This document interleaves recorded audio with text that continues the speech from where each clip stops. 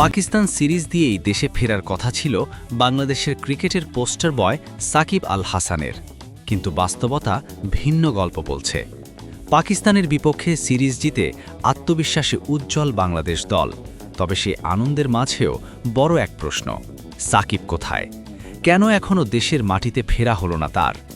প্রিয় দর্শক, আজকের এই প্রতিবেদনে আমরা খুঁজে দেখব সাকিব আল হাসানের ফেরার সম্ভাবনা, তার সামনে থাকা বাধা এবং আসন্ন নিউজিল্যান্ড সিরিজে তার থাকা না থাকার বাস্তব চিত্র। পাকিস্তান সিরিজে তাকে দলে অন্তর্ভুক্ত করার চেষ্টা করেছিল বাংলাদেশ ক্রিকেট বোর্ড বা বিসিবি, কিন্তু শেষ পর্যন্ত তা সম্ভব হয়নি। মাঠের বাইরে থাকা নানা জটিলতা, বিশেষ করে আইনি বিষয়গুলোই হয়ে দাঁড়িয়েছে তার ফেরার প্রধান অন্তরায়। এদিকে সামনে দরজায় কড়া নাড়ছে নিউজিল্যান্ড সিরিজ। এমন গুরুত্বপূর্ণ সিরিজে সাকিবের মতো অভিজ্ঞ অলরাউন্ডারের উপস্থিতি যে কতটা গুরুত্বপূর্ণ তা নতুন করে বলার কিছু নেই, কিন্তু প্রশ্ন একটাই, তিনি কি ফিরতে পারবেন সময় মতো?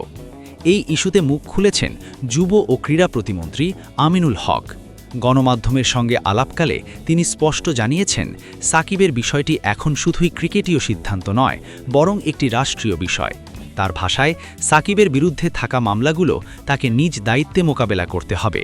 যদি তিনি আইনি প্রক্রিয়ায় নির্দোষ প্রমাণিত হয়ে দেশে ফিরতে পারেন, তবে সরকার তার ব্যাপারে নমনীয় অবস্থান নেবে।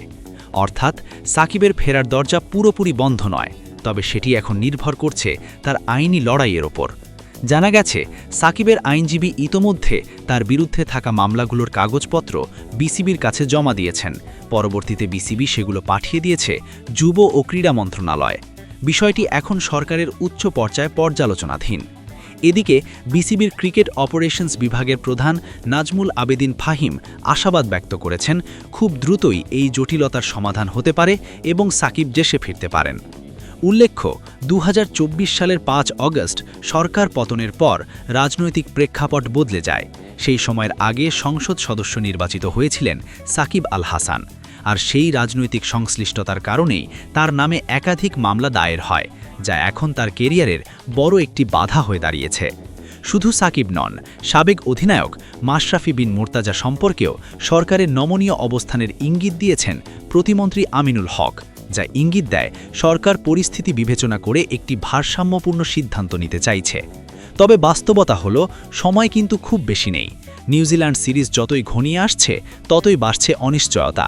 দলের কম্বিনেশন, অভিজ্ঞতা এবং মানসিক দৃঢ়তা সবকিছুতেই সাকিবের উপস্থিতি বড় একটি ফ্যাক্টর হতে পারত।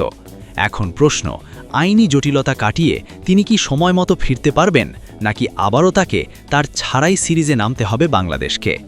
সাকিব আল হাসান শুধু একটি নাম নয়, বাংলাদেশের ক্রিকেটের এক যুগের প্রতীক। তাকে ছাড়া দল কল্পনা করা কঠিন, আর তাই কোটি ভক্তের চোখ এখন একটি দিকেই, কবে ফিরবেন সাকিব? আদৌ কি ফিরবেন দেশের মাটিতে, দেশের জার্সিতে?